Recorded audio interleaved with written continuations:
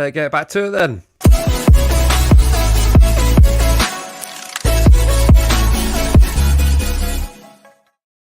All right, hello and welcome to the Matchday Vlogs YouTube channel. As always, please remember to smash that like button, hit subscribe, because it really does make a difference to the channel. We're here this evening, back at long last, to talk about the upcoming fixture tomorrow night. It's not Wednesday anymore, it is tomorrow. More on the details of that. Talking about Lincoln City at home in the Carabao Cup in the next round. We're also going to be looking ahead. This is like a double preview. Oh, yes. For Brighton at home on Boxing Day. And we'll also, it's kind of inevitable that kind of have to do this, is have a look back at the World Cup and all the things we liked and all the things we didn't like about it. But my goodness, that was quite the romantic story, wasn't it?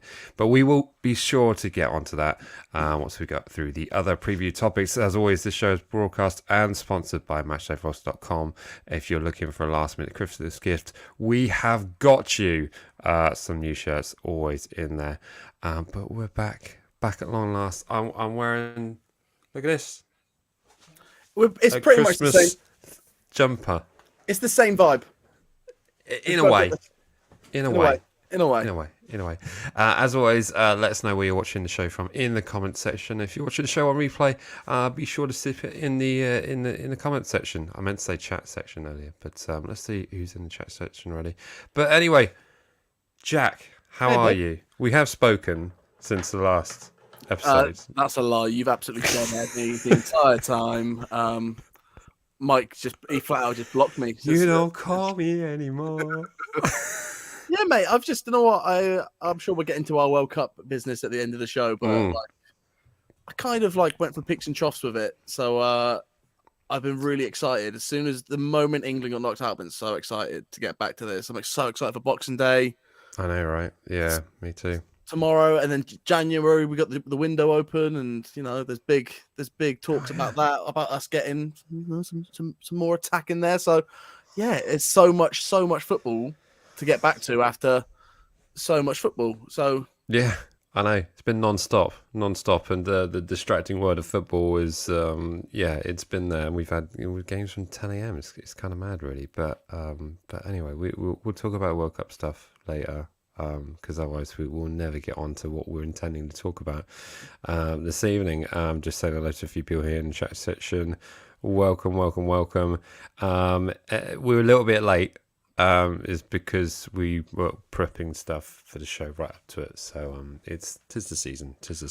I was sat here for about 10 minutes waiting for someone. He was. This is all on me.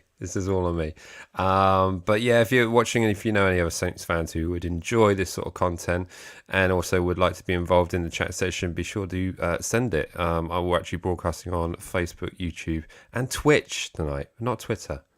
I could pick Twitch or Twitter, and I just mixed it up a bit. So if anyone's out there on Twitter going, where are they? That's why. Sorry. I mean, Mike, I'm trying to work on this Twitter game. Exactly. Just mixing it up. I feel in the world of Elon, I'm about to skyrocket.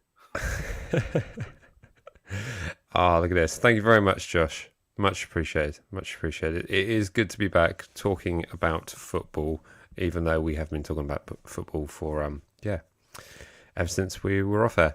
Anyway, should we look ahead to tomorrow's fixture? We have Lincoln City in the Cup. Another League One club, and let's not forget that it took penalties for us to get past the last League One club that we faced, which was Sheffield Wednesday, that we played on a Wednesday and eventually won. So what are you generally expecting? It's been said that the club played a game behind closed doors against Bournemouth, winning 2-0. Nathan Jones saying he's a winner, he loves to win games, he wants to win games. That's good to know. What do you foresee in this fixture tomorrow? Do you think we're going to see a full strength squad, or is he going to mix it up a bit? What do you reckon? You know what? I don't know really. I think if this was any other time in the season, you would just say, well, it'll probably be a mixture of mainly reserve players.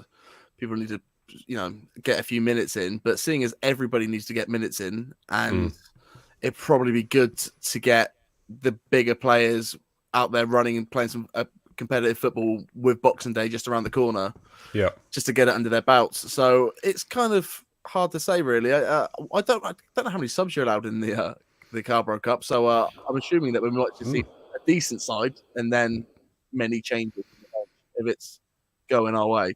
I would like Nathan Jones for his first game at St. Mary's. Go out there, full force, absolutely dominate the first half, get a decent score, and then for the second half, what we would want from playing a League One game, smash them about, put on the kids, and that's kind of what I want for tomorrow. Yeah. Let's get the hype up. Let's get Nathan Jones' name singing around the stadium. I'm very excited to see the man on the touchline. After seeing that little clip of him on that training mic'd up, did you see that video? I did great. Indeed. Yeah, really great stuff to see. And then I thought his press conference was really good today as well. Like you say, I'm a winner.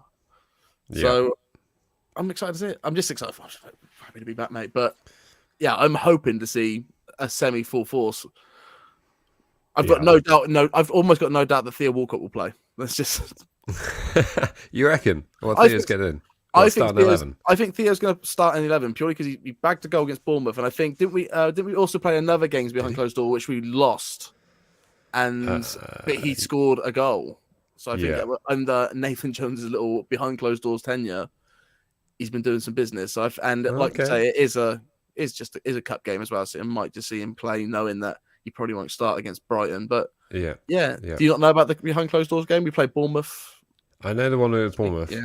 And apparently there's a couple more that apparently we didn't win. So maybe a draw. I can't remember who they were against actually, but there were a couple of behind closed doors games. Yeah. I mean, we didn't actually respond to the away loss at Liverpool. I mean, it was a long old trip up there. But I have to say that they're really the difference in it was the fact that they had Salah and Núñez up front. Yeah. And we didn't. There's no nice way to put that really, but it was effectively they took all their chances, but the attitude when we went behind and conceded felt better. I don't know whether it was like new manager bouncing, but it just felt like we're just going to have a go. But it kind of had the feeling like we were in danger every time they were on a counter attack. But I mean, their opening goal was pretty fortunate, I thought, but no, I'm kind of with you in the sense that, tomorrow night I want to see a more comfortable performance, a more comfortable display, a more in control, because I think that's the thing that was so shocking about the Sheffield Wednesday game. I mean, okay, we did win it in the end, but when we went a goal down, it kind of had a feeling about the stadium was like, oh my goodness, what is happening? And there was kind of like can we get out of this sort of feel to it really? But I just want it to be in control. Full strength squad out, get the business done, and then bring on some youth talent to give them a bit of game time. See Jimmy Morgan get on the pitch, and the boys who went to Spain. I want to see them get some minutes really. So, but I want to see those goals go in first. I just want to be, because let's be honest, that Sheffield Wednesday game, I remember leaving there and people being like, "Oh, we won a penalty shootout. That was fun, wasn't it?" And I was like, "That was that wasn't."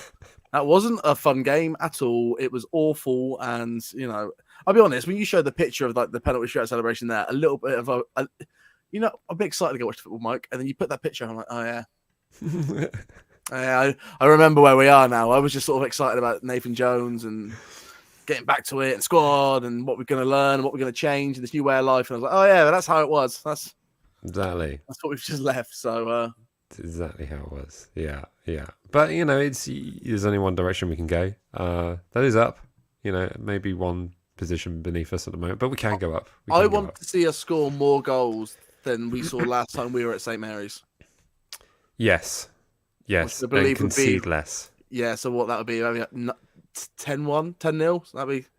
Yeah. Yeah, that'd be good. But we've conceded so many goals at home. That's a big difference from the beginning of last season. I'm sure we'll get into it when we get to the formations and what time we're going to play. Do you think we're going to change formations? Do you think he's going to play any different? I mean, we're obviously going to play different, but do you think we're going to see him move away from the 4-2-2-2? Yeah.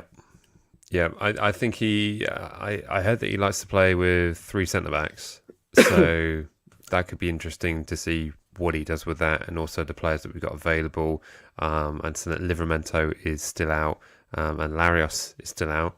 So I guess we can foresee that Peru is in left back position. Yeah, that's for sure.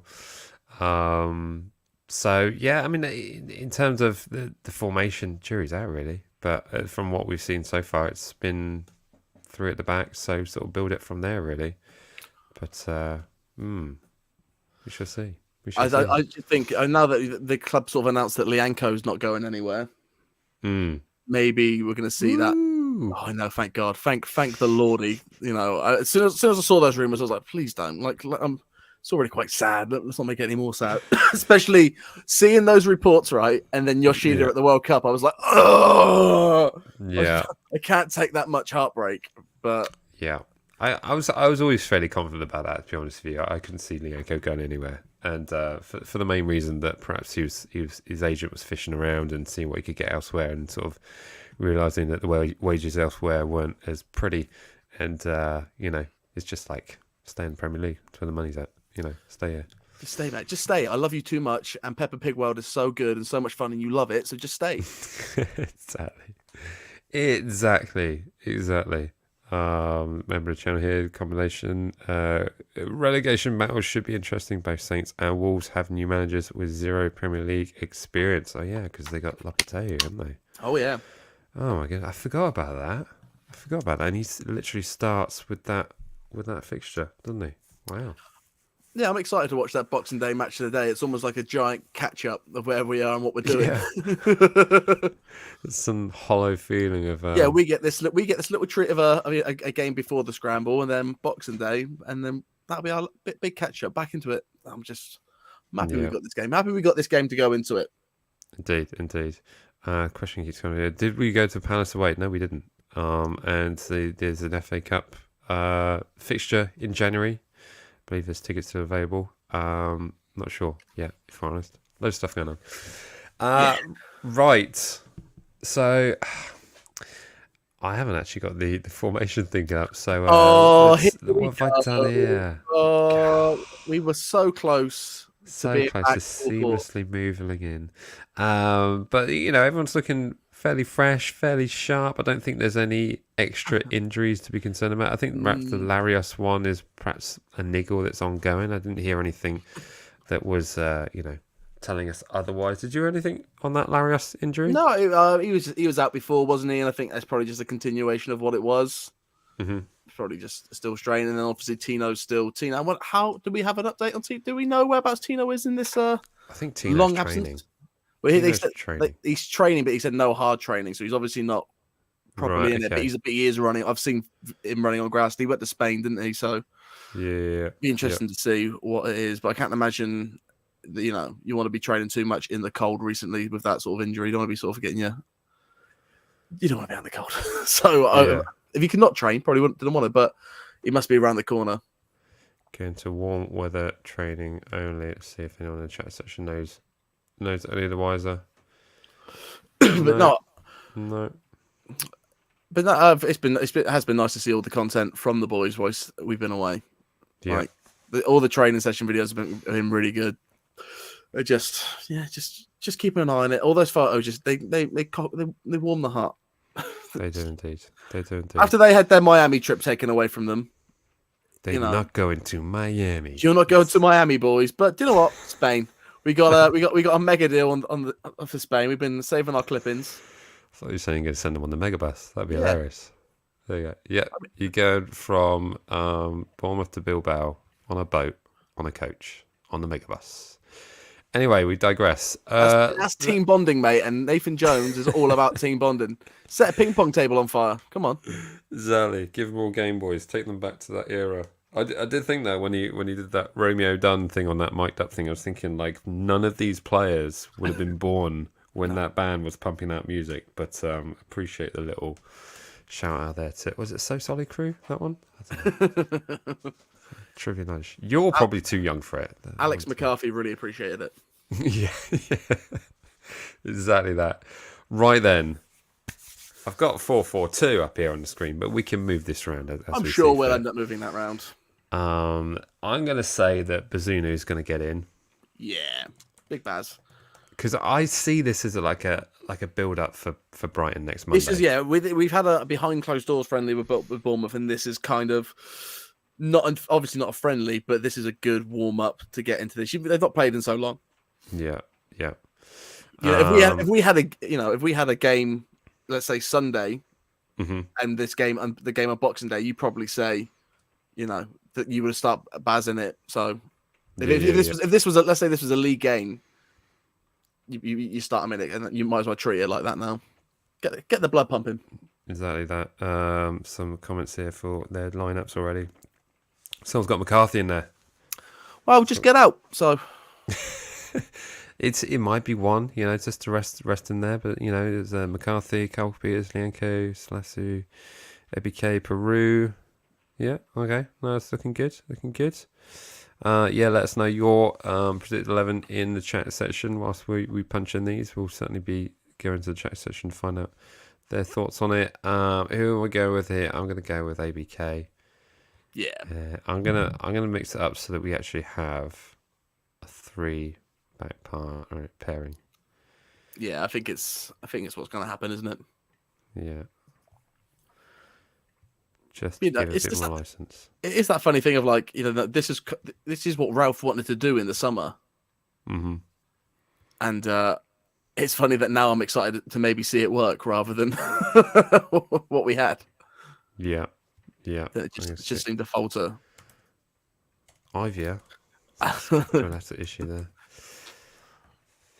Romeo done right in the middle there. Who do you reckon? Kaletakar or Lianco? Lianco, mate, come on. Don't be silly now. Nathan Jones' first game at St. Mary's, he's not going to play Lianco. That's the wrong kind of party, my friend.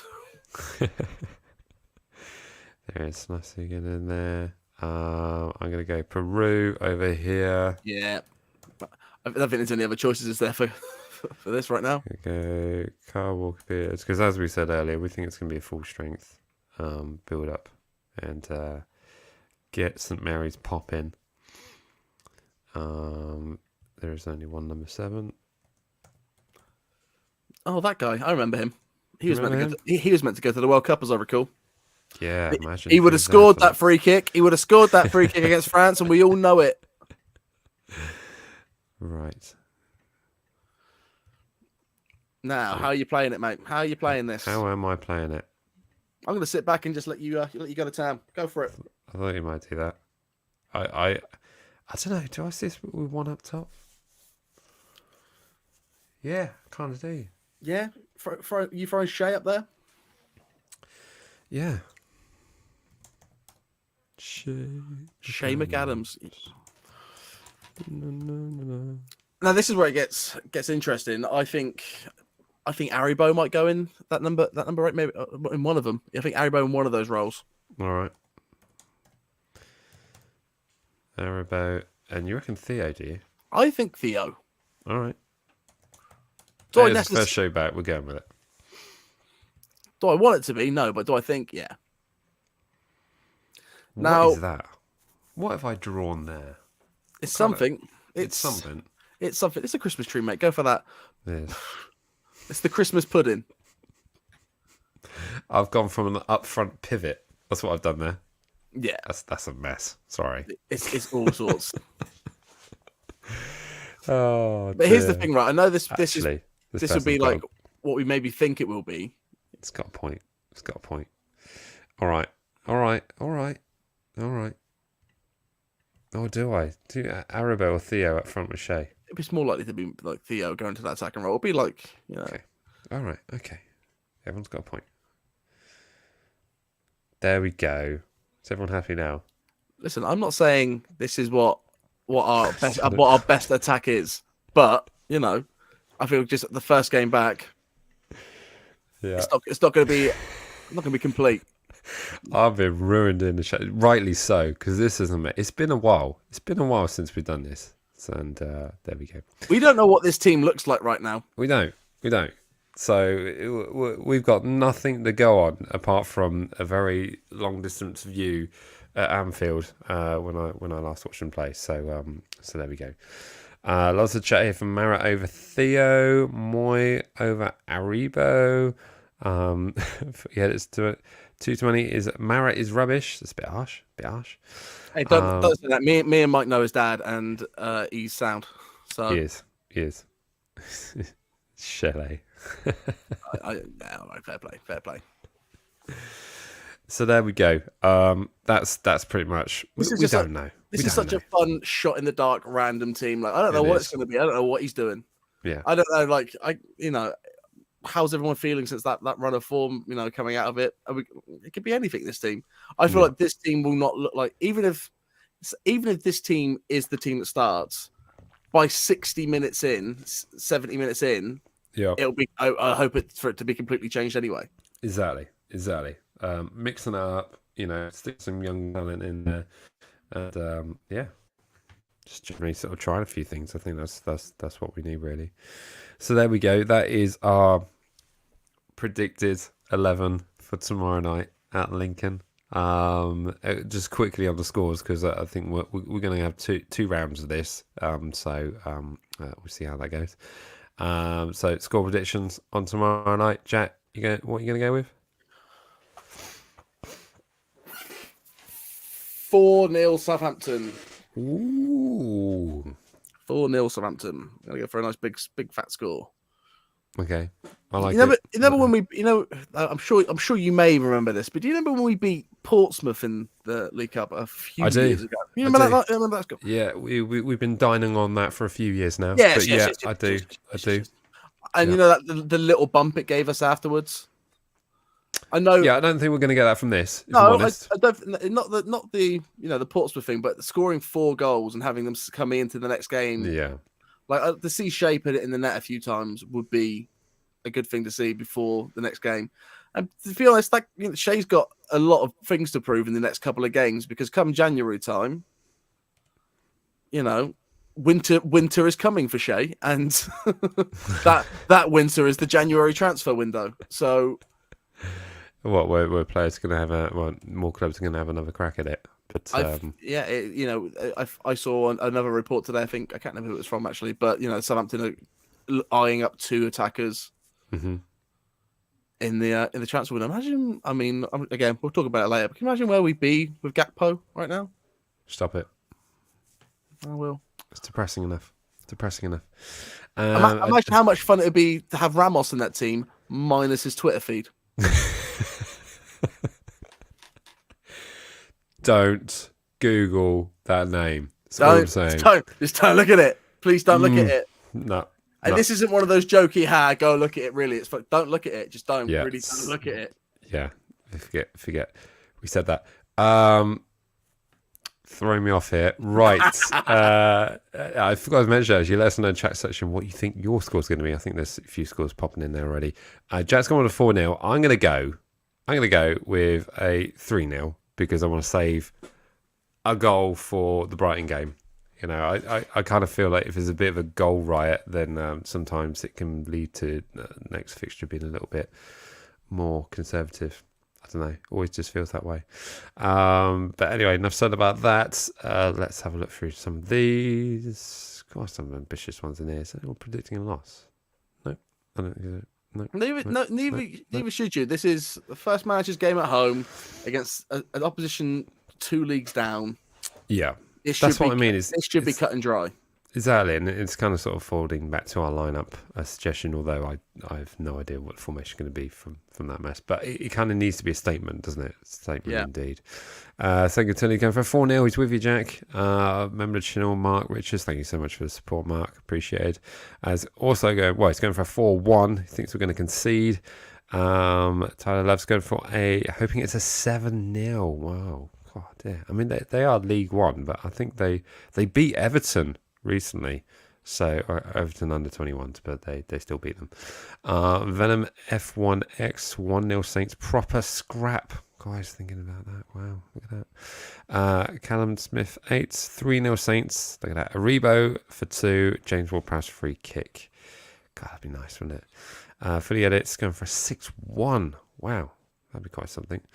Del Girl 86 going for a 4-1. Visnell's going for a 3-0. Marat Aribo, Super Theo Walcott. Isaac Shaw is going for a 2-0. It's a fresh start. I don't understand the negativity.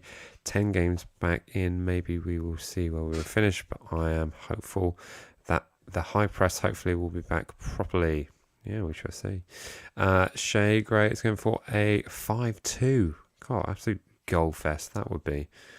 With Adams for 2 and a hat trick from Theo Walcott. God, wouldn't that be something?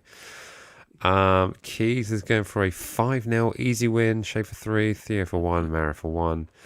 I will say a lot of you mocked us for putting Theo in that team, and most of you are now saying Theo's going to score. So yeah, there's been a few hat trick shouts as well, but there we go. Lord Albani's 3-1 Saints. Mike, where's the 90s look? I thought you were in Stranger Things. Maybe. I don't think I am. That call hasn't come yet. Millie Bobby Brown is from our ends, though. Is he? Is she? Yes. I haven't started watching it. All right. Oh yeah, I forgot about that. Yeah. I've been too busy editing. That's probably what I was doing. What, to watch any of Stranger Things? We'll start it tonight, right? After the show. Now, I'll start watching it. When you say we, are you talking about me or are you talking... Me and Mrs. Matchday Vlogs. Thank God, because I thought I ain't leaving. I'm pretty comfy where I am. Thanks for that. But Red and White's going for Macron goal with 3-0. Bazuna and goal 3-3. Ooh, 3-1. Oh, look at that. Shots fired. Ooh. Damn.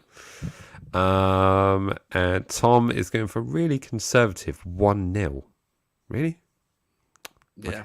All right. Okay. We'll let that go.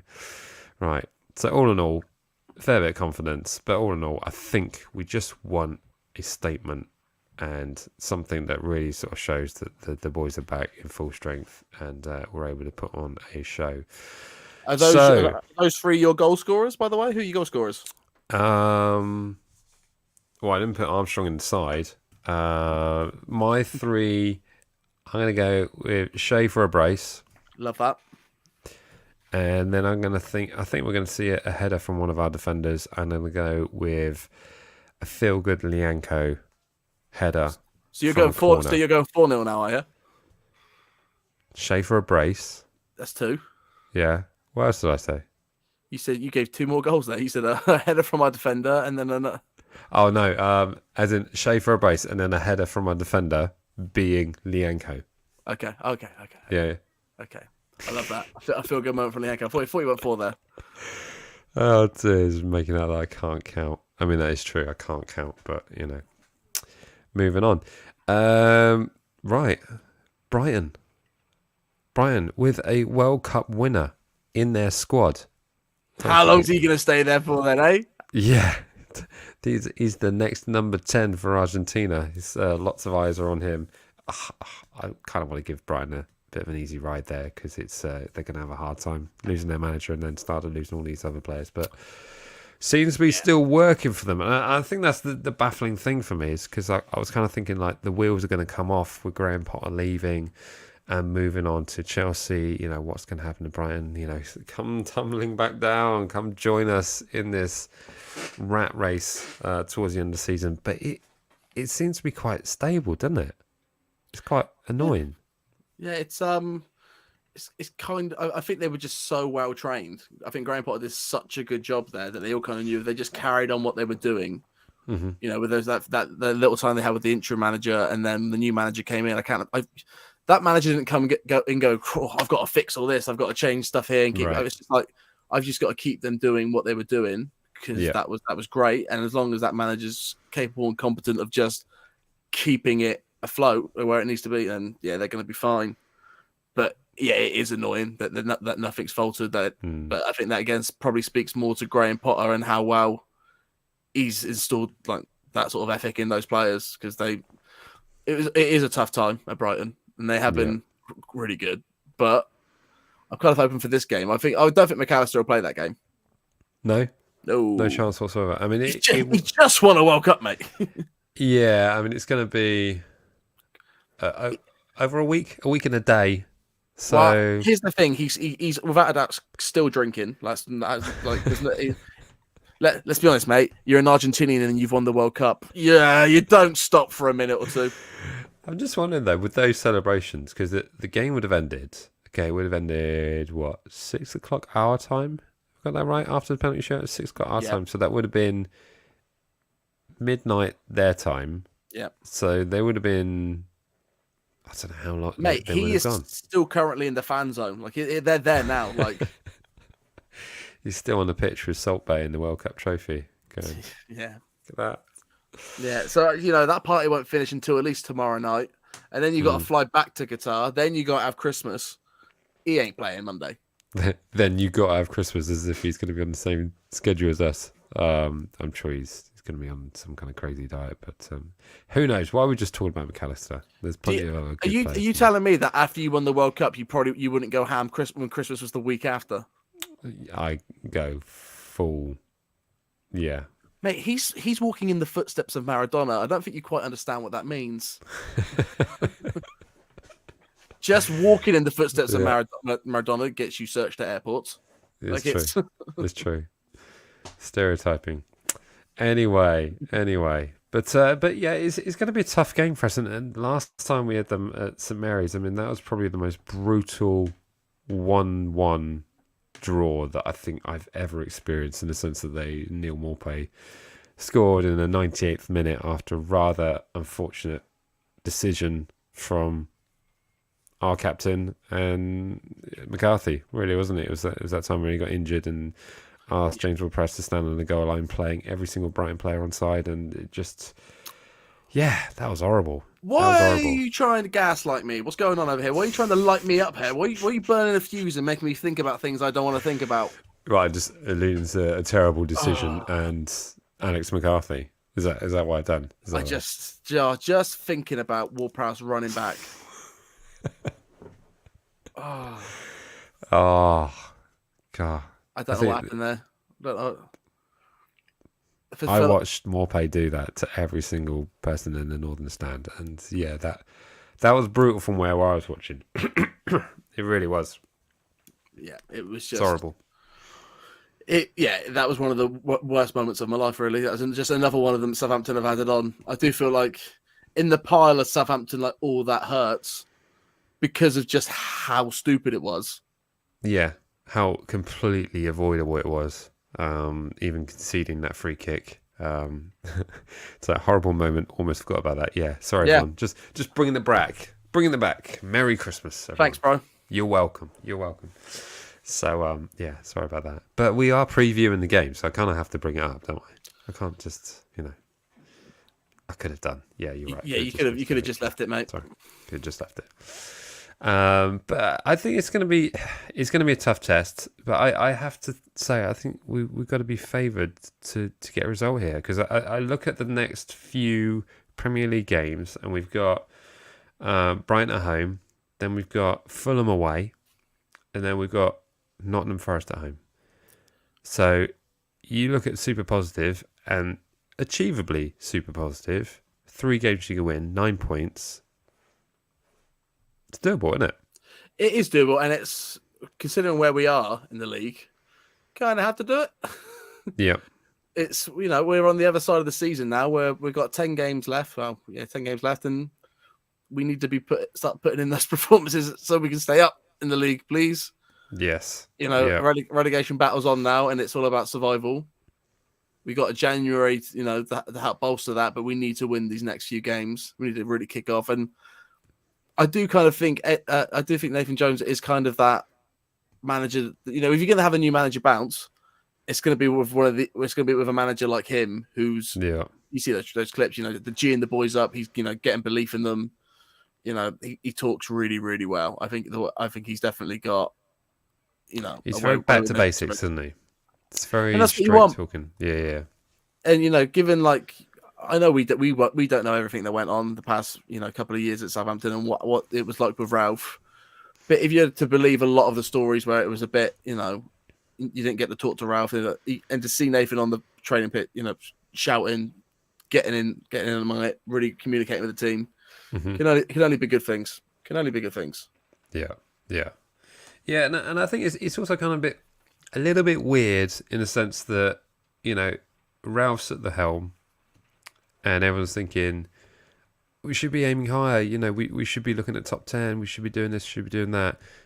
Simply surviving in the Premier League isn't good enough for us. We should be doing better. And now Nathan Jones coming in and going, it's all about survival this season. It just kind of feels a little bit like, why is it suddenly changed? Why is the bar dropped? Because back then we had a manager called Ralph who we thought should be doing top 10, and then Ralph didn't do that. Yeah, and we're in the position that we're in. We can say... Is that because of the belief in Nathan Jones? The thing like Nathan Jones come from a championship side, really the maximum he can achieve is survival in the Premier League. Is that... No, I think... I just think it's a bit unfair. I think that initial belief in Nathan Jones is, when you don't get a top name manager, you're always going to be like lower your expectations because that's the smart thing to do. And when you're in Southampton's position, and you're aiming for 10th, that's your big goal this season is aim for 10th. Yeah. Then when you have your manager fired, replaced with a somewhat of an unknown, your then expect is like, right, let's just you have to just change your expectations of what that season is. Yeah. After a few games, you might think differently than Nathan Jones because like you would any manager. But I feel like any new manager you get in after a relegation, it's like, right, we just need to survive now. Yeah. To get those loftier heights, it might even be a detriment to you trying to get to those. But I mean, it probably was for Ralph trying to play a certain way to get into the top 10 when in reality he needed to just shore up what we were doing first. Yeah. I mean, I think, from watching some of the training sessions and hearing what Nathan Jones has been saying, I think he's pleasantly surprised at the squad that he's got. I think he's perhaps, feeling a bit more G'd up in the sense that he's seen the players and think like, it's actually some decent players here. Yeah, he's probably the same thing that's happened to him. Then when we tried to explain to another fan what sort of squad we've got and why we expect it. Like there is really great talent in this squad, and week in and week out we sort of either got underutilized, played incorrectly, or just run into the ground. And he'll come in and be like, right, there's a really good squad here, probably better than what I thought. Yeah. We can do something here. Yeah, and I think some of the score lines that we had. I mean, that Newcastle defeat, defeating, getting beat 4-1. That kind of didn't tell a fair story. I don't think. I mean, yeah, they scored 4 goals, but I've seen us play worse than that and concede less than that. Yeah. So it kind of didn't really, paint what that picture was. But I still can't help think that if we got the business done in August when we were supposed to with a decent striker, then maybe a certain Austrian would still be at the helm. You're not wrong, especially after seeing what he did at the World Cup, what some of those players did at the World Cup, and it's good to know that the money's there. And then obviously, I don't know if did you read the I think it was there was an Athletic article with Ankerson and the new board and stuff like that, and they did say they were signed, they were on those deals were almost over the line. It was the clubs that decided to pull out last minute. Yeah. And you can understand that from PSV because look how much more money they're going to get for him now. Yeah. Very smart move for PSV. And it was you could almost see it like they used us to see like how much, there's already a fanfare for him now because of these bits of movements and now he's really on the map and flying. So it was annoying. Yeah. And you're right. Maybe Ralph would still be here if we had those players in, but we didn't. We don't, and this is where we are now. However, we've got this new manager, new bounce, and January's right here. It's almost like the season starts again right now for us, and everyone's had a 20-game head start. Yeah, it's true. I mean, I think Gakpo will probably be moving somewhere in January. Where that would be? Would it be Man United? Ramos, I don't think he's going anywhere. I think his deal. He signed a 5-year deal at Benfica, so I don't think anyone can afford to pull him out of that. Why did I use those words? Yeah. So who else do we see us been linked with? Move on quickly, Jack. Help me. You know what? I've actually not seen too many links, to be honest. And I'll be honest, that's the way I kind of want it to be. Yeah. I don't want any rumors. As fun as they are to see, I don't want to get my hopes up and excited again like we had in the summer. And I just rather just the business be done and be like, right, this is who we're getting. And But yeah, no real proper names yet. How about you? You seen anything out there? You been on Twitter? You seen some stuff? No. And whenever I see some of these strikers, it's a case of, okay, yeah, they're doing it in the Dutch league. Can they do it in the Premier League? Yeah, they're doing it on a World Cup stage, but can they do it in the Premier League? There's always this question mark about any strikers that come to the Premier League and think like, would they actually be able to do that in the Premier League? And certain Lionel Messi I put into that category as well, but I've no doubt that he could probably do it in the Premier League, and I'm just bitter that he never came to the Premier League. But no, I don't see any names out there that really I think are coming. I think you're right in the sense that those that will come will be a surprise to us, and very few of us would have heard of them, and all of a sudden, hopefully they'll be doing the business at St Mary's and on the road for Southampton. But yeah, I'd be amazed if it was a striker that we. I'd be amazed if it was a striker that we knew now, like a name on your lips. Like it'd be, like I do see like some little things, sort of like I don't know, like who's the Leicester striker that's on his way out? Iniacho? Yeah, Iniacho. Like I saw that name go, and I was like, no, it won't be one. It won't be a name like that. I don't think it'll even be a name that's played in the Premier League. So yeah, it'd be one of those things where the football cool guys be like, oh, yeah, his stats are amazing. And, yeah, well, you should. Yeah, you I should, saw him play there. Yeah, I saw him play in Bundesliga 2 a few years ago, and I thought he was going to be something. So. No, or it'll be a player that I'm like, I had him on FIFA for once because the FIFA scouts are good. So weird how that lines up, isn't it? It's always weird how I put him on FIFA. No, I did see also. I was watching the Blackburn game and with is it Berenton Diaz? Yeah. Didn't think much of him. He kind of looked like a slightly more messy, not in that sense. Adam Armstrong. If I'm honest. Yeah, we don't, we don't want an Adam, and as much. I don't want to be mean to Adam Armstrong, but we don't want another Adam. I don't want him to be from the Championship. I want him to be from at least the top league that the country he's playing in. Yeah, like, at the very least, I'd want him to. I'd want that. I think we need a physical striker, don't we? Yeah, we need a physical, big presence. Can basically hold up the play. Because Shea tries to do it, but ultimately he's not the tallest. And I just think we need, some Armando Broja height, sort of big, towering centre forward that can do that. And why is an image of Chris Wood just come in my head? Not Chris Wood either. There we go. What we should say is, I do hope Broja gets well soon, because I don't know if you saw that video of him going down, but that did break my heart. I heard that, and that was. It was meant. It's so. I don't know. I don't know if they said what he's done yet. He's done all of them. He's done all of them. His ACL, his MCL, his BBC, his NBC, is all of those little tendons that basically hold the knee to the rest of the leg joints is pop, and that is bad. So certainly wish the very best to Armando Broja and speedy recovery. The worrying thing is, though, it's the sort of thing that once you've done it, you're prone to future issues with it. So but isn't it? It's somewhat similar to Sam McQueen, isn't it? Mm-hmm. And so that would really suck because Broja has the makings of an insanely good striker. And everything that we're talking about now, So yeah, exactly. I mean, it kind of paints a picture of what we could really do with, and certainly Armando Broja, the first part of the last season, would be very, very welcome on the South Coast. Absolutely. Anyway. You're right. Oh yeah, and you're right. Charlie Austin is free agent again, so. Yeah, indeed. I moved to Australia, and it turns out it's pretty far away. It's got to be rough, that though. Got to be rough. Mark, I remember chatting to another Marian Pahars. Yeah, look at that. That'd be fun. Zlatan, always be welcome. I'd love to see a centre page spread in the Daily Echo that just says Zlatan saying, "You're welcome, Southampton. I'm here." I can't tell you how much I would love Giroud. Even now,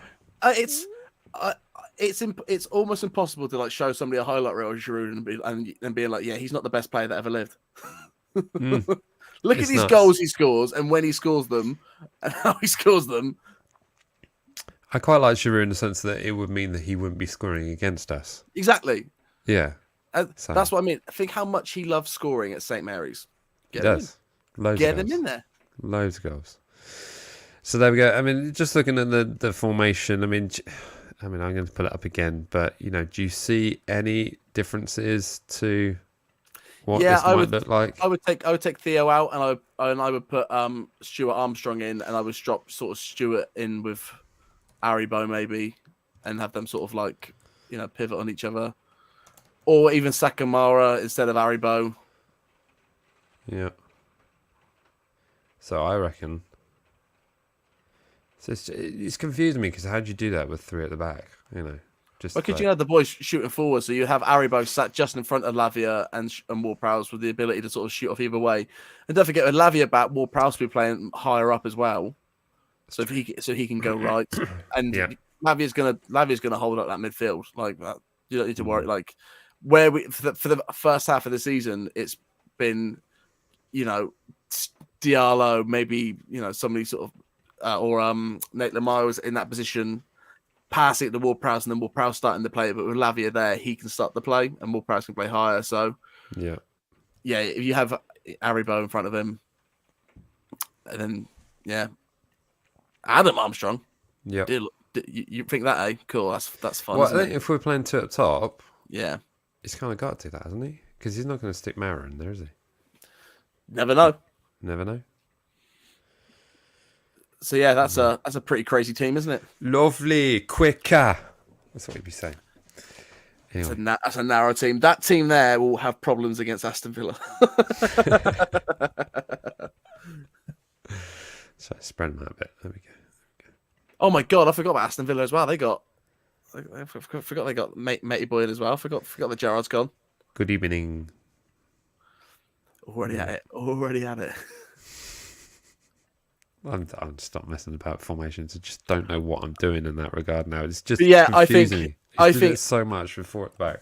I think that'll be our team under Nathan Jones. I think that's a good looking team. Good looking team. There we go. Let us know in the chat section if you massively disagree with any of that. That is the strongest team, but obviously with the sight of we've got January around the corner and Armstrong and Shelley may be taken out of that squad.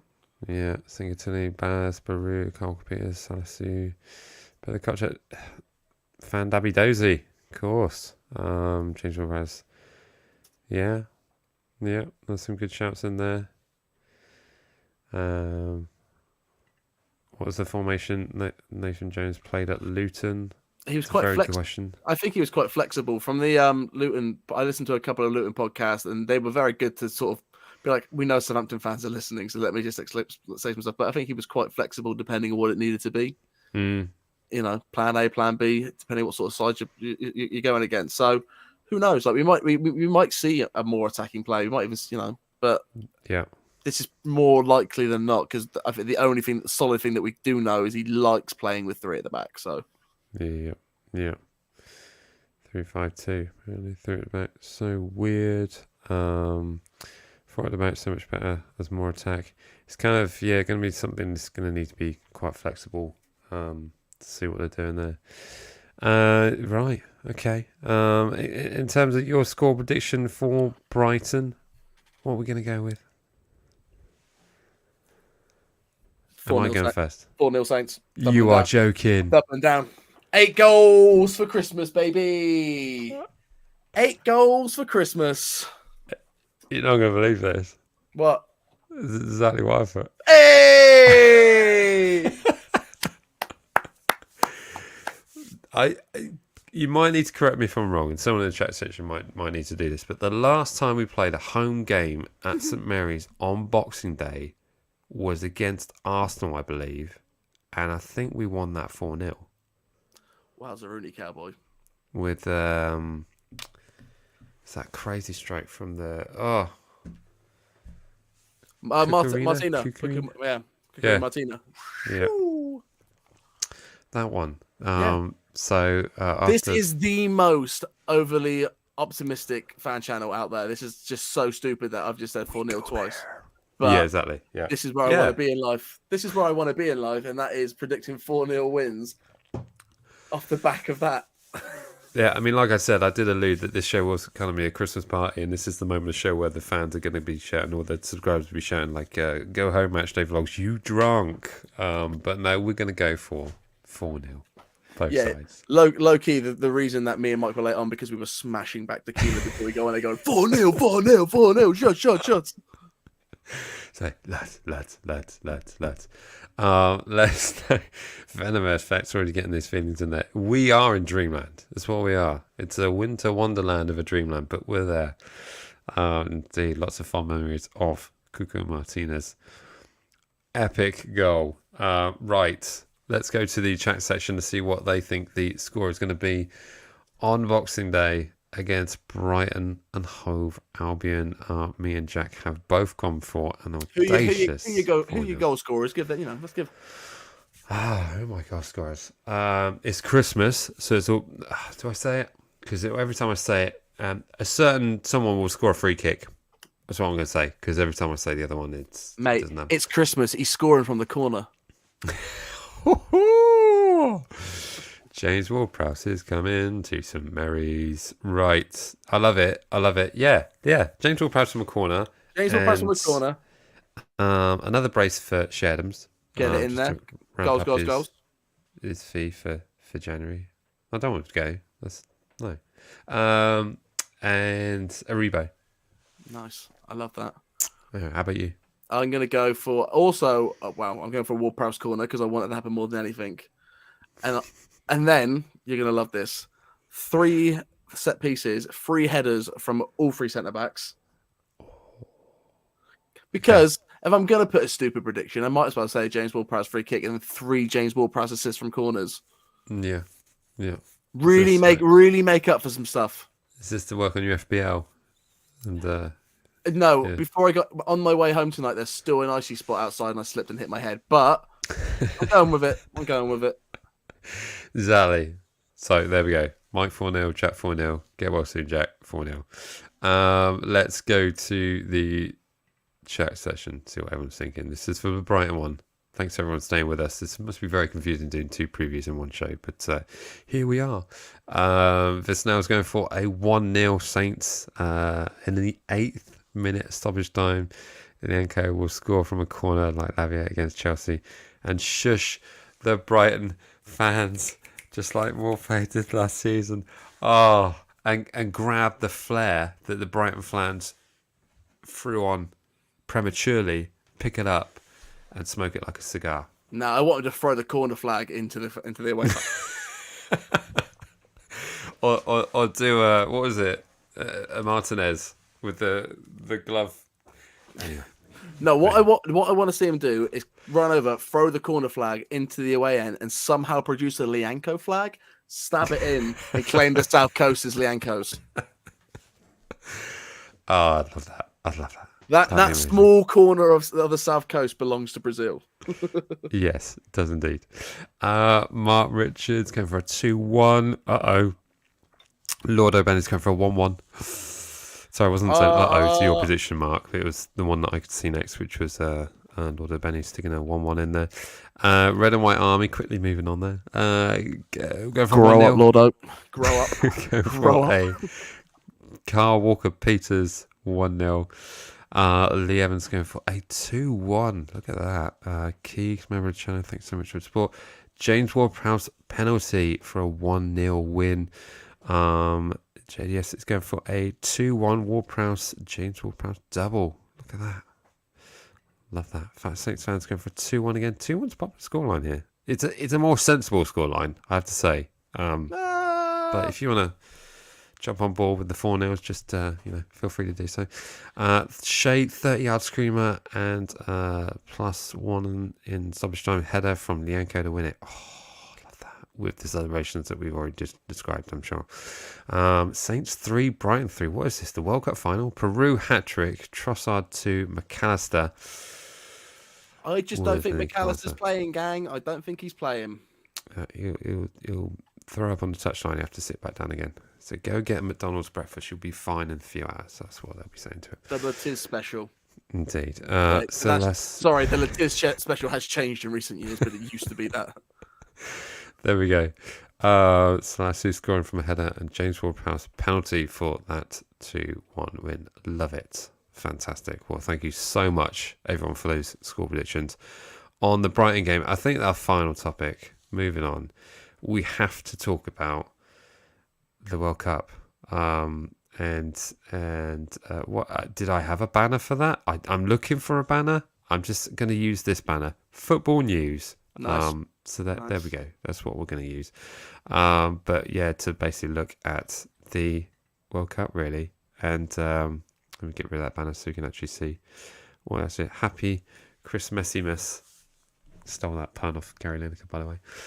For anyone watched it on the BBC, it was quite something, wasn't it? And I think as brutal as it was to lose to France, and I thought it was a very respectable campaign from Gareth Southgate. I thought, outside of just a couple of individual errors, I don't think we did a lot wrong, and I kind of have a good feeling from ourselves, despite us sort of, going out in the quarterfinal stage. It was against a very strong together French side, but I have to say, if England had lost in the same way France had lost to Argentina yesterday, that would have probably finished it for me. That would have sent me over the edge, because that would have been so brutal to basically claw your way back from 2-0 down to then equalise in the way they did, and then to narrowly, have a goal saved, and then the penalty shoot. Oh, too much. But I feel sorry for the French fans, but in the same regards, they did win it last time, so suck it up. You go again. Don't worry. It's not that bad. But it was a good World Cup, wasn't it? Depends which angle you look at it from. From a football angle. Yeah, that's the purely football. Yeah, Purely football. Purely football. No, I really, it was great. The 10 o'clock games were an absolute treat. I feel like that's something we should have all the time. I think all lower league games should just take place throughout the week, and we should just have football throughout the week. No need for a 3 o'clock blackout, because no one's going to work anymore because they're watching 10 a.m. football every weekday. Great idea, Jack. How about this? No more weekends, but you do get your team's day off each week. I'll take that. Oh, I like that. So you just fill in the form on the job application form. It goes, I will need these days off. Yeah. Yeah, it's an opt out in every work clause. Is that you always get your team's day off. Nicely. But it was really great fun. I'll be honest, as soon as England went out, my interest in it would switch straight over to when Southampton back. That really was the case. Right. And I did enjoy it. I think I enjoyed the groups more than I enjoyed the knockouts. Final games of the group games were pretty. I thought they were really fun, and I thought the Japan story was great and everything. I thought that was really great. And then I'll be honest, England went out, and I really didn't care about the semis and the quarters. I was like, whatever happens now happens until the final, and let's just bring the final on. Yeah. For me, that's kind of where I was with it. Yeah. Being a bit bitter and missing the Saints. And then I was one of those weird things, when it got to the final and I saw people complaining about, England fans supporting Argentina and then England fans supporting France. And it's like, I don't care, really. I don't care who wins. I'm excited for a good game. And either way, there's a really good, story. There's something's going to happen. And in the magic of football, that's kind of what you want. It was either going to be what it was, and it was this great dream end to the Messi movie. Yeah. This insane story of the best footballer of all time. Yeah. And you know what? My opinion on that has changed recently. It was Ronaldo for a long time, but the RC's been and how great in this World Cup has kind of all spun it around for me. So that's fun. Yeah. And on the other side, and if France had won, especially if they had won the way they were, if they had won after the hat trick from Mbappe, the story of it's like the start of Mbappe's story. He's won a second World Cup at age 20, whatever he is, 23. And it's the start of this insane career. Yeah. He's already scored more World Cup final goals than anyone else, I think. And yeah, no, you're absolutely right. And I think the whole debate of who is the greatest of all time, it kind of had nothing to do with yesterday's result. No. And I think the only slight blemish on Messi is the fact that he never came to the Premier League, but it would have been. But that is because we're English. But I do agree that he spent a long time in the comforting bosom that is Barcelona, and then went to untest himself at PSG. So whatever. But you know what? If you're a football and you love playing your football at a certain club, I don't begrudge him for staying at Barcelona for all that time, rather than going, do you know what, I've done it here, I'm going to go and conquer somewhere else. And, if he was enjoying what he's doing and if he generally didn't feel like he wanted to, then fair play. Does it once? I mean, pick up the paycheck, and it was a very but handsome let's one. be fair, like that story, that's what makes the story even better, is that he didn't want to leave Barcelona, but he had to leave Barcelona. Yeah. So that's gonna be financially. Imagine how that's gonna be a great third act. He has to leave Barcelona because their financial difficulties. He goes to PSG where he's missing everything. It's all all does feel like it's not coming up trumps, and then he wins the World Cup. Yeah. But I kind of have a feeling I look at Argentina in the same way I look at Italy after the Euros. Like they weren't an amazing team, but they kind of just pulled it together when they needed to. And I think, there were a couple of decent, very, very decent performers, which were Lionel Messi, Alexis McAllister, Martinez in goal. And Martinez in goal, right? I can see why so many people would be annoyed by him. As somebody who loves poop housery in football, as somebody who loves goalkeepers, I love it when a goalkeeper's the hero in the squad. And he was great. He as soon as it went to penalties, I was like, well, Argentina are going to win because Lloris doesn't save more penalties. Right. Yeah. There's just something about it. I just look at Lloris and I'm just like, you're not that guy. You're not the penalty save guy. Yeah. Well, Messi's penalty in the penalty shootout. Oh, I took the mick, didn't it? You know what? I do think Messi's penalty and Mbappe's 3 penalties almost summed up the game. Yeah. Yeah.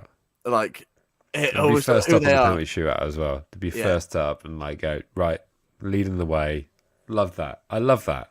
And, keeper dived and almost had time enough to get up and dive the other way again. He hit that ball so nonchalantly. Amazing.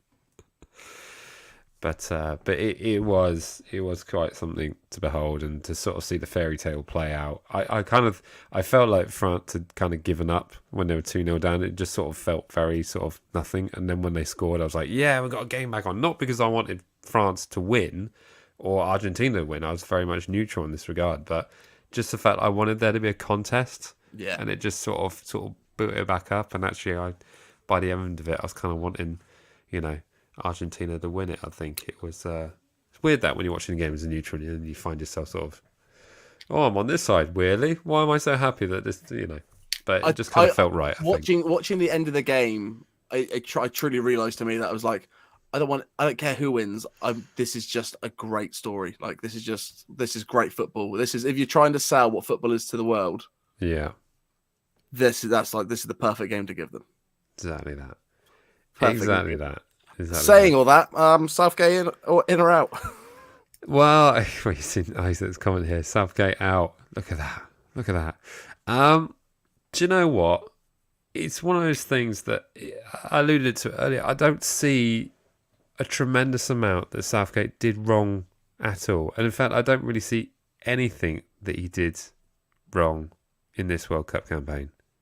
For me, it was just a couple of individual errors. He played 4-3-3. What more do you want?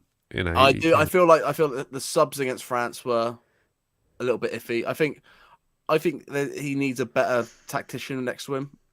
Yeah.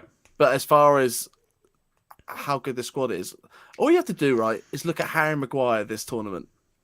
And that should sum up to you why Maguire is in, because he makes that guy who we all know to be probably the worst defender in the Premier League.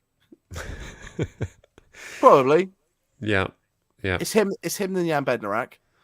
And then he goes to England and he's great. The way he plows forwards, the way he controls the air, he was great. and that's what you want from England. Like England for all those years was just players didn't really want to go there. It didn't feel like, and he's got that down. People want to play for England. This is the most invested in England I've ever seen this country, is in these last few tournaments. So he doesn't need to go, but I do think he maybe needs to, kind of like Southampton did at the beginning of the season. He kind of maybe needs to look at his team around him and be like, who can give me those better decisions later in the game? Because I think taking Saka off against France wasn't the way to go. Point. Yeah, and if you're going to do that, let's bring on Rashford, let's bring on Grealish, let's bring on those players that can bring something special out and do something. Yeah, because you look at the way you win the World Cup and those sort of tournaments is you just don't make mistakes. And we got kicked out. We got knocked out because McCain made a mistake and blasted that penalty over. Yeah, but to counteract, you just call him McCain. I like that, McCain. Old McCain. Old McCain. Old oven chips over there. Absolutely spooned it. Harry McCain. Sponsorship deal coming in soon. You're welcome, Harry. And if you're not going to do that, you need to have that little bit of something special, like Messi or Mbappe or something like that. And I'm not saying Grealish or Foden or Saka or any of those. Is he not your boo-boo? Jack. No, listen, mate. We don't deal with that side of the internet here, and I don't want to have to deal with it. So drag that back in. I hate to break you, Jack. We're quite successful on TikTok. Medium successful. What's TikTok? You're not posting my face where I don't want it. No. But you need that bit of flash to win a World Cup as well. And in the moments where we should have brought on a player to create something a bit special, he went the other way. So Foden's sort of inclusion sort of brought something a little bit different. Not playing Maddison was a mistake. Do you know what? I was watching, every time I saw John Henderson, I was like, why is he playing Henderson? And then he did something to shut me up, and I was just like, oh, okay, yeah, that's quite good. But this is the other thing. Like the next tournament, let's say when's the next Euros? It's 26, right? Is it 24? Sorry, 24. I'm skipping one, mate. It's all catching up, isn't it? Like, it's going to be weird not that it's going to have a summer without football. 18 months to the next tournament. So, Henderson isn't going to be in that squad. He's not a chance. Is Harry Kane going to be in that squad? Maybe not. Yeah, well. If he is, is he going to be still the star striker? Is he still going to be captain? He might still be captain. Who's ahead of Harry Kane? Mate, in another year and a bit's time? Yeah. You saying no one else is going to come through in that time? Ivan Toney, if he gets off the gambling. Exactly. Yeah, good point. Yeah. Can't wait to see what happens there. But there's loads of other places that it may come from. We don't know what it's going to be like in that in a couple of years' time. Yeah. Yeah. Even like players like Liam Delap, for City, he's about to come through for City. He might step on and really kick through. You don't know where it's going to be. So there are some players that are going to be different. Yeah. And these young players that's the fun. Look at like Saka, Grealish, Foden, Bellingham. Oh my God, Jude Bellingham is insane, isn't he? Yeah. 19. Yeah. 19 and doing that. Is he 19? I thought he was 18. 19, and he's the guy hugging. No, 19. And he's the guy hugging Kane after he's missed a penalty. I love that. I loved everything about that. That the composure. I have to say, when I was 19, I had nowhere near that kind of composure. But to do that on the world stage after a moment like that, just shows his comfort around the squad. That is something to be very excited about. It's it's good. Very, very good. And he's gonna win. He's gonna win Liverpool their second title. Is he going to go Liverpool? Is he not the perfect replacement for Henderson? Yeah, I suppose. Yeah. Yeah, but Liverpool need that restart midfield, and there wouldn't be anything better than that. But then again, Liverpool being sold, who knows what they're going to be doing. Big money coming in. That's the other thing, mate. That's the other thing. You've got Arsenal, you got Liverpool being sold, you got United being sold. There's a lot of change in the league coming up now. Like it's all happening. Big money, which means there's lots of fringe players are going to be going on cheap. Yeah, and I also think I've got a feeling that it's just these American owners that are leaving. I think if Arsenal weren't sat top, Mm-hmm. I think they'll probably be up for sale too. All those Super League American owners, I think they're on the outski. Really? I thought we had more American owners. You get more coming in, but you got those three are the ones that started the Super League, and that's what they were there. They wanted that Super League, and now they're not getting it. So we can't do this. Oh look, I was going to show this. Look, see that? Look at that! Look at you, eh? That's from yesterday's goodie bag. Chat, you missed out. Showed coming up on that one. Right. I'm sorry, I'm trying to go through some of these. Emil Heskey. Do you have a joint live stream because I have something to say? I haven't actually got that up on there. I can do. It's late. It's late. We'll get another one up soon. We'll get another one up soon. Sorry, I forgot to put that in the members section. That is a perk of the membership, but I forgot to do today. Lots been going on today. But we do have another broadcast happening tomorrow. Of course, we have Lincoln League Cup. Any other final things on the World Cup that were points to note before we jump off? That Sodium Bufal's a pretty wicked player. I should probably look at him. I'd like to. That's one worth looking at. Maya Yoshida from Japan. I like decent him a lot. Player. Yeah. I mean, Morocco were fantastic, weren't they? Yeah, they were pretty amazing. That was a great performance and a great team effort, and I think the fact of how they were after losing in the third place playoff, it kind of sort of showed the team mentality. I think there were a few decisions. I didn't watch the game, but I heard there were a few contentious decisions in either direction. But the refereeing on certain fixtures, mainly against that one against France, a little bit to be desired. If we're gonna, so bad. If we're gonna just bring just anything up, can we? I think there's something a bit strange about all the players, and a lot of people complaining about that World Cup ball, that it was light and it was going all over the shop, and then semi-finals they changed the ball. Did they? Yeah. Oh. Yeah. Something stinks about that. When I look at some of those refereeing decisions, when I look at that game against France, when I think about that game against France, and the storyline to have Mbappe, Messi get to the finals, which they did, and the games that went in, and some of the refereeing decisions, and then the ball gets changed. I'm like, I don't know about this. What's the ball got to do with it today? I don't get it. What do you mean? I saw a lot of people saying that that the ball was very light. Ball? No, the ball was very light, a bit like the what was the one in South Africa? Like, how many screamers did we see at this World Cup? Pretty much a big fat zero. Yeah, you're right. Yeah. And all the shots from distance went way over. They didn't just go a little bit over; they all went way over. There was all shots from distance just didn't go anywhere near the goal. Or even Kane's penalty from the penalty spot. Kane's penalty, like why do you think Messi rolled that ball? Yeah. So if we want to go down a conspiracy wormhole, that we don't. But yeah, go on, be my guest. Here's the thing, mate. I just don't trust. I just didn't trust this World Cup. Hence why we didn't do any watch-alongs.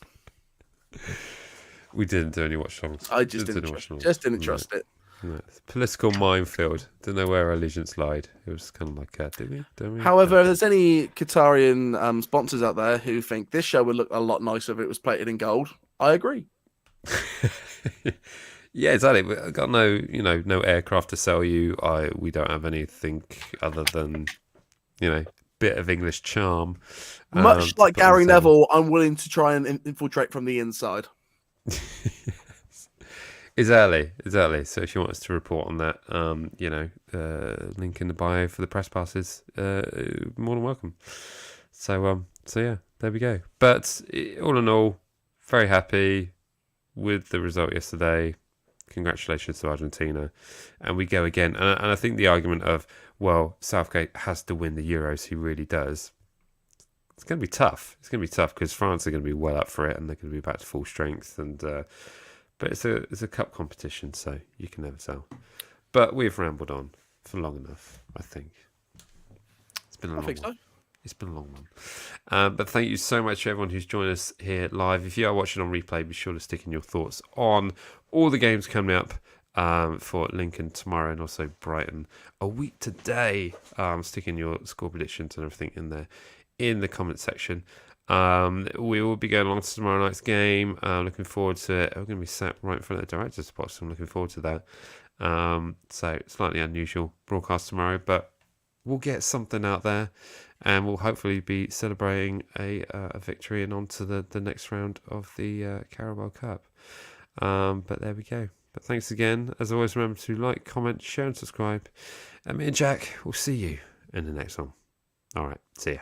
Bye.